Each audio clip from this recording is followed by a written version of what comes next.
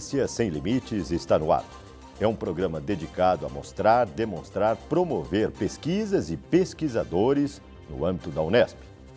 No programa desta semana, nós recebemos a professora Ana Cláudia Moreira Almeida Verdu, do Departamento de Psicologia da Unesp do campus de Bauru, da Faculdade de Ciências.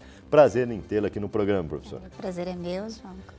Nós vamos iniciar o programa de hoje, professora, pedindo para que a senhora conte a sua trajetória acadêmica, a sua formação, seja na graduação, pós-graduação, para quem está em casa possa ter uma noção da entrevistada de hoje. Ok.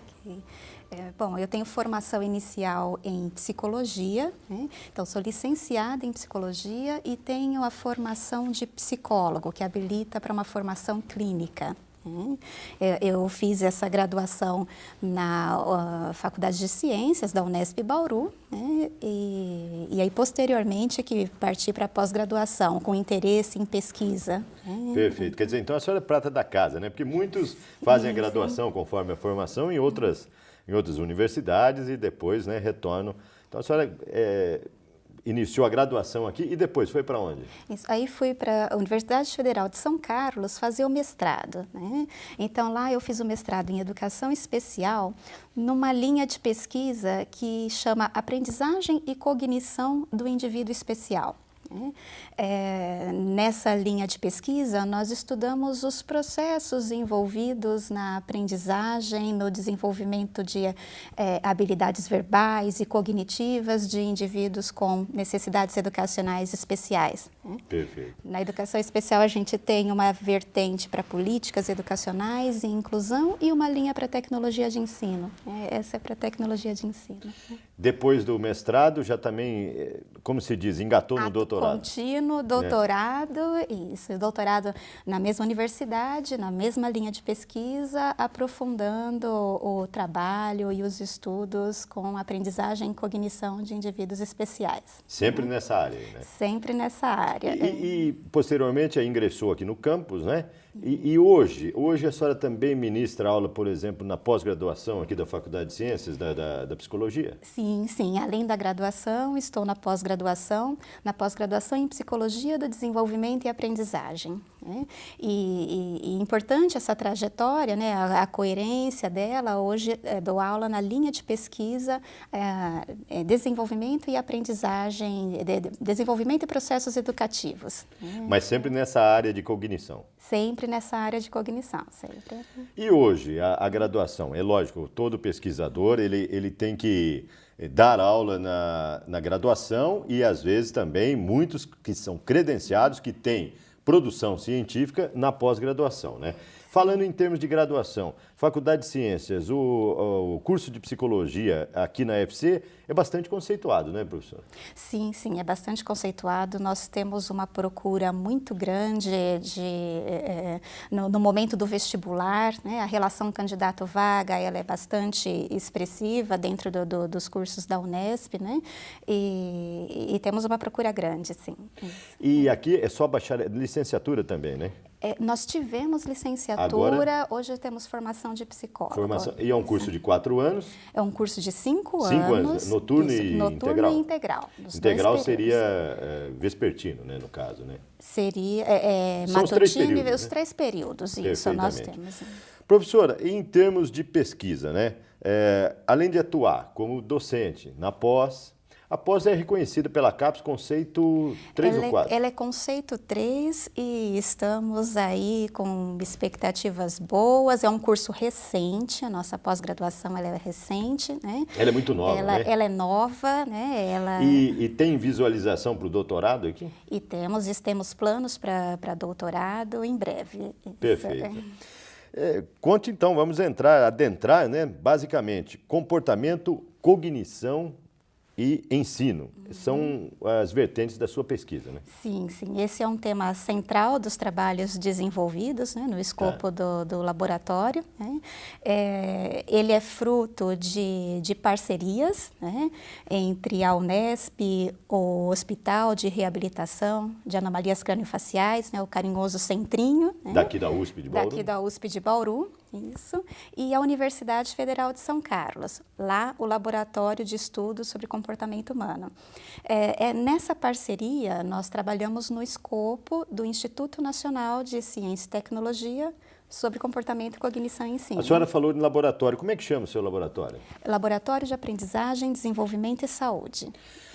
Nós vamos para um breve intervalo e no segundo bloco nós vamos conhecer com um certo detalhe como é realizadas as atividades, como são feitos os trabalhos de pesquisas, como que nós vamos visitar o laboratório da professora Ana Verdu, como é mais conhecida. Se você quiser entrar em contato com a pesquisadora, você pode mandar um e-mail, anaverdu@fc.unesp.br, ou se preferir, acesse a homepage www.fc.unesp.br. Voltamos já já.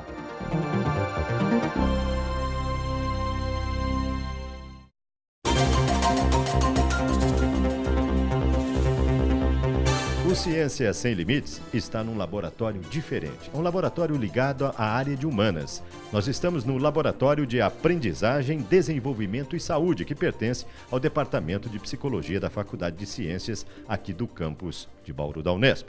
O aluno e mestrando Anderson Jonas das Neves teve recentemente um trabalho premiado num congresso internacional. Anderson, fala pra gente que trabalho é esse? Bom, o trabalho intitulado Compreensão e Produção de Sentenças em Crianças com Deficiência Auditiva e Usuários de Implante Coclear visa basicamente a produção de uma fala mais compreensível por essas crianças a partir do momento em que elas se tornam leitoras. Então nós expomos a criança a uma série de procedimentos para que ela aprenda a nomear figuras de ações humanas com maior inteligibilidade. Qual foi a parte de maior dificuldade que você encontrou no desenvolvimento desse trabalho? A grande dificuldade é estender uma tecnologia que nós já temos produzida em ciência e pesquisas de análise do comportamento para sentenças, que até então é uma área muito nova dentro da pesquisa com crianças com implante coclear. Quais os objetivos e aonde você quer chegar com essa pesquisa? O grande objetivo é favorecer essa população no processo da reabilitação auditiva, ou seja, fomentar, instrumentalizar equipes de reabilitação auditiva para que essas crianças não só deem significado para aquilo que elas ouvem enquanto sentenças, mas também produzam sentenças com melhor qualidade vocal.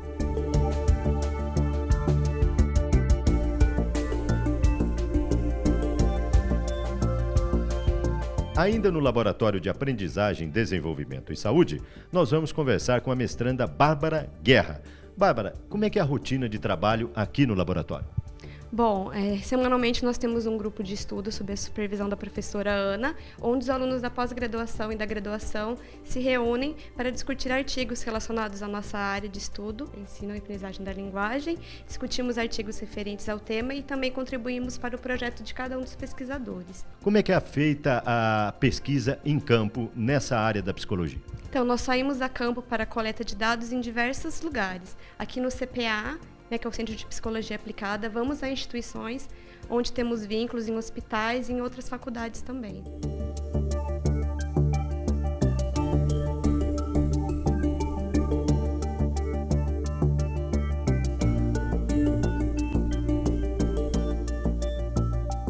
Nós vamos conversar com a professora doutora Ana Verdu, uma das responsáveis por este laboratório. Professora, como é que funciona um laboratório de psicologia?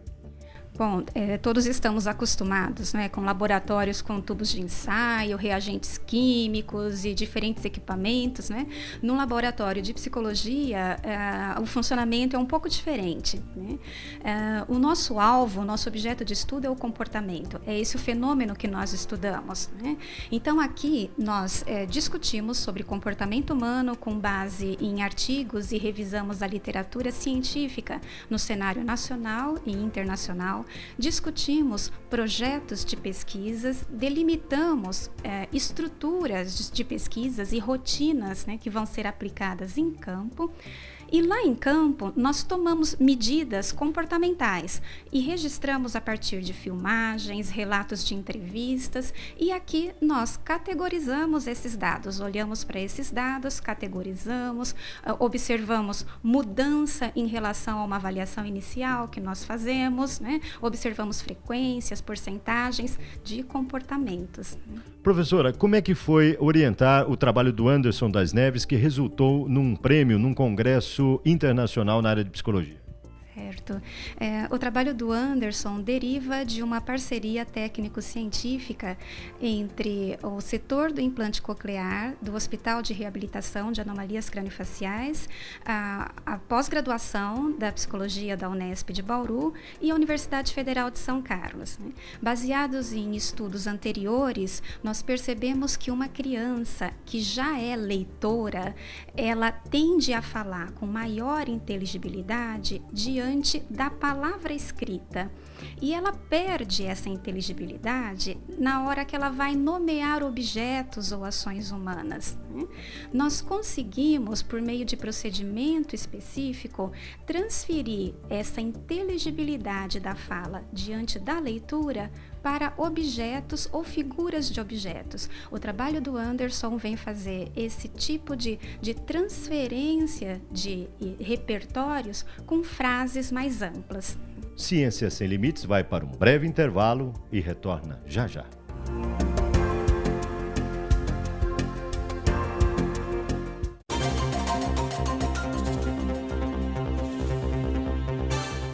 O Ciência Sem Limites está de volta. O Ciência Sem Limites tem o objetivo de mostrar, demonstrar as pesquisas e pesquisadores no âmbito da universidade, ou seja, da Unesp.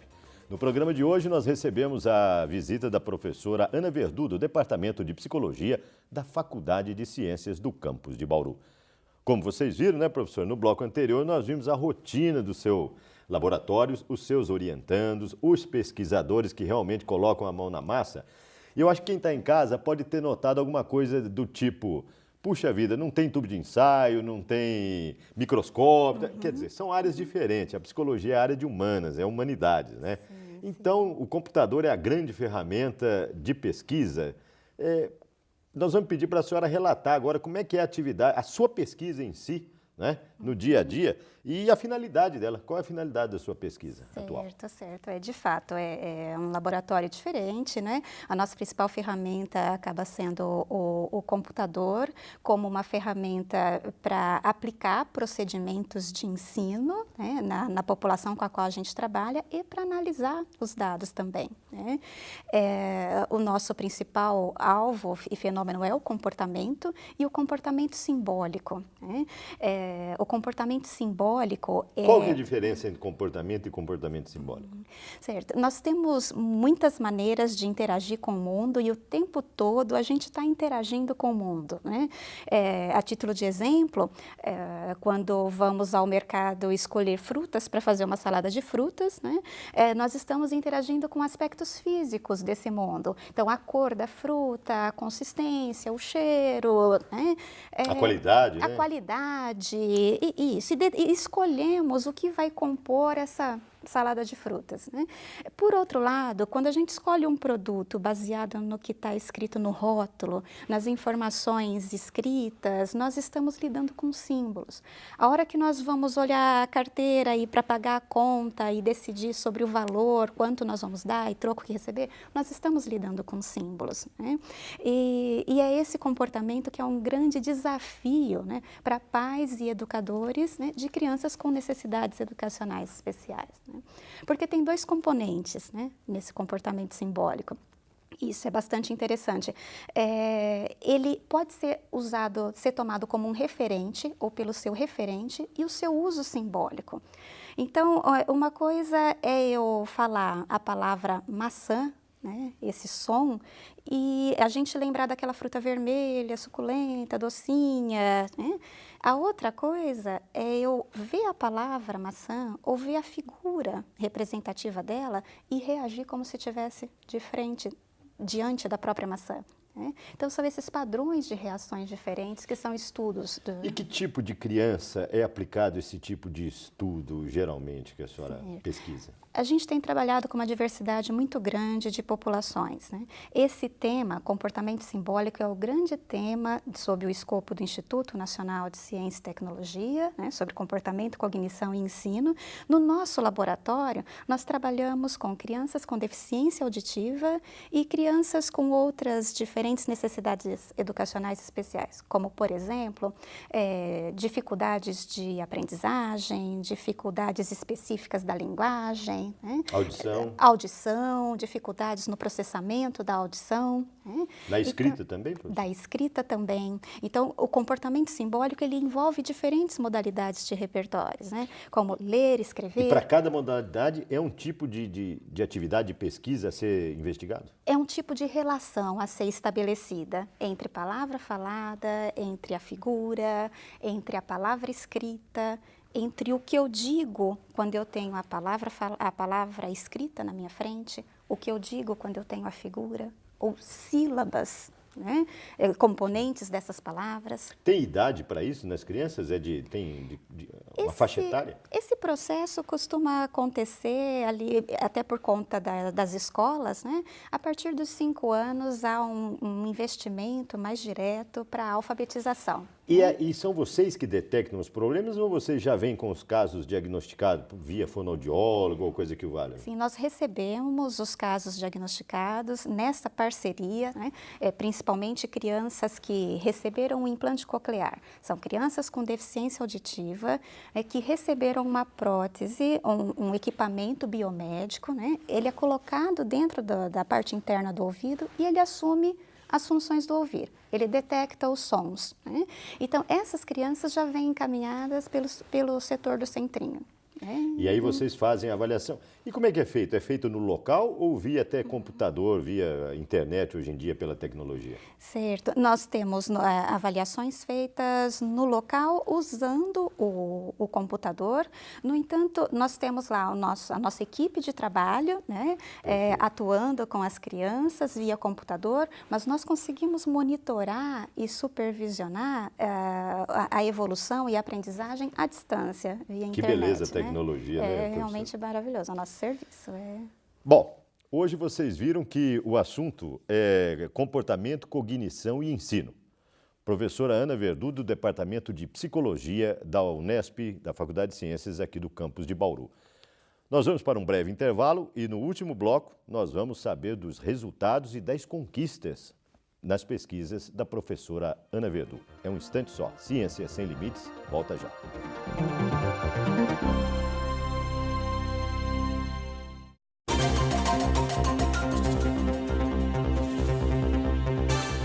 Ciência Sem Limites está de volta.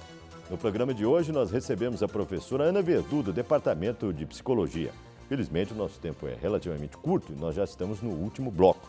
Se você quiser contactar a pesquisadora da Unesp, mande um e-mail, esse que aparece aí no vídeo, anaverdu@fc.unesp.br ou acesse o site www.fc.unesp.br, clique em Departamentos, Departamento de Psicologia, você vai ver lá a relação dos docentes, vai entrar em contato via telefone ou mesmo por e-mail com a professora. Professora, estamos falando das suas pesquisas, estamos já no nosso último bloco, o tempo realmente não é curto, né? Então nós queremos saber que tipo de população os seus projetos atendem basicamente. Quer dizer, são várias vertentes de pesquisa, né? Sim, Quem sim. são na população beneficiadas com as pesquisas? Certo. Bom, dentre as diferentes necessidades educacionais especiais, nós temos um carro-chefe, que é a população com deficiência auditiva, que recebeu um implante coclear, né? Isso fruto desta parceria com o Centrinho, da USP. Junto a essa população, nós identificamos os processos envolvidos estudamos, né, os processos envolvidos com o ouvir e com o falar, né, e com o ler e com o escrever. E de que maneira, né, sob quais condições, na verdade, o que deve vigorar para essa criança dar significado ao som. né? Então, falamos de comportamento simbólico, né? Então, ela precisa reagir aos sons da fala humana. Porque tem muita criança que nunca ouviu, né? Só depois do implante coclear que passou a ouvir. Só depois Acontece do isso. implante. Acontece isso. Com o desenvolvimento dessa grande área, né, de implante coclear, é uma área multidisciplinar, envolve diferentes disciplinas, né?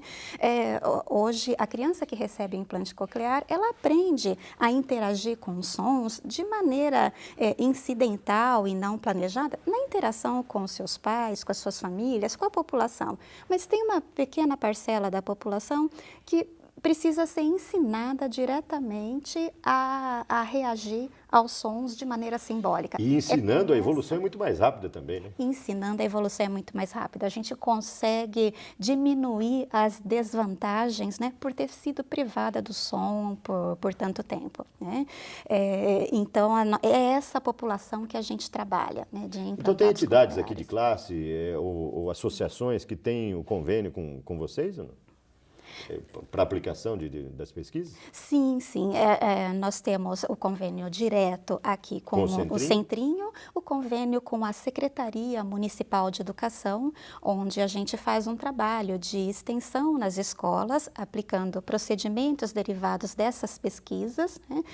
Seja em populações com outras necessidades Independente de classe educacionais. social, né? Independente de classe social. Que né? é muito bom isso. Isso. Inclusive a Associação de Pais e Amigos dos Excepcionais, a APAI. A famosa APAI. A famosa APAI, uma parceria recente também, trabalhando com crianças que precisam aprender a linguagem. Né?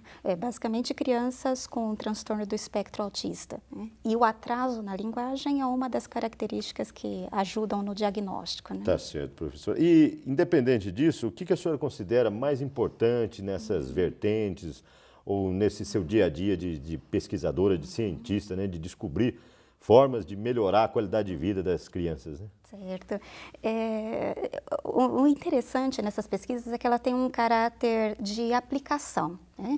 E a aplicação, ela não vai excluir o controle, o rigor metodológico e as características que uma pesquisa tem que ter. Né? Quando a gente fala em aplicação, a gente está usando esses procedimentos e métodos aplicados a um comportamento de relevância social. Né? Então, e a linguagem, o comportamento simbólico é de relevância A social. senhora tem algum dado, algum resultado, já que a senhora queira mencionar, assim, gratificante para o pesquisador, né, e para os alunos? Sim, sim.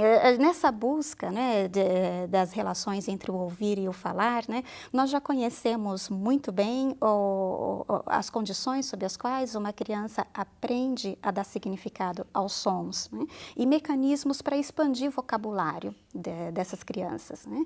Hoje, são alvo da nossa pesquisa a inteligibilidade da fala. Ela pode ouvir bem, mas a fala inteligível é algo que não acompanha o ouvir, mas o que a gente quer é diminuir essa desvantagem, essa discrepância. Né?